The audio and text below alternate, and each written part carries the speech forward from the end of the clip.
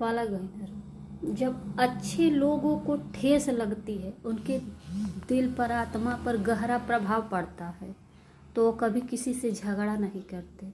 वो अपना किनारा कर लेते हैं उन लोगों से और चुपचाप होकर शांत हो जाते हैं। समय का इंतज़ार करते हैं, क्योंकि समय ही एक ऐसा शस्त्र है जो कि हर समय एकदम ईमानदारी से वो न्याय करता है। अब ऐसे लोगों को ऐसे समय में यही करना चाहिए।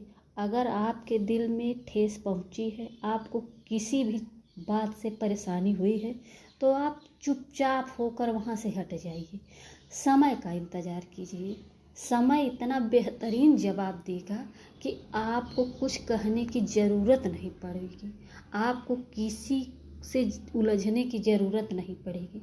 आप बस समय पर अपना फैसला छोड़ दीजिए।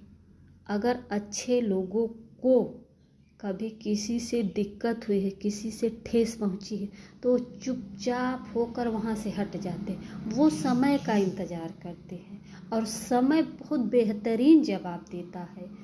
और समय के जो जवाब का इंतज़ार करता है, उसके जवाब में कोई दूसरा जवाब नहीं हो सकता। वो इतनी ईमानदारी और इतनी शालीनता से जवाब देता है कि दूसरे को सफाई देने की ज़रूरत नहीं होती है। इसलिए अगर आपको ठेस लगी है, आपके आत्मसम्मान को आहत हुई है, परेशानी हुई है, तो आप समय का इंतज़ार कीजिए। आप अपना फैसला समय पर छोड़ दीजिए। समय इतना बेहतरीन जवाब देगा, इतना बढ़िया फैसला करेगा कि दूसरे को आपको बीच में लाने की ज़रूरत नहीं पड़ेगी और दूसरे से कुछ कहने की ज़रूरत नहीं पड़ेगी। आपको बस इतना करना है कि आप चुपचाप होकर समय का इंतज़ार कीजिए।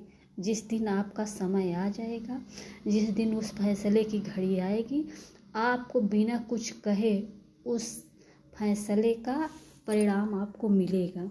और उस समय का जो जवाब होता है इतना बेहतरीन होता है, इतना ईमानदारी से होता है कि कोई भी उसके विपक्ष में खड़ा ही नहीं होगा जब समय जवाब देता है।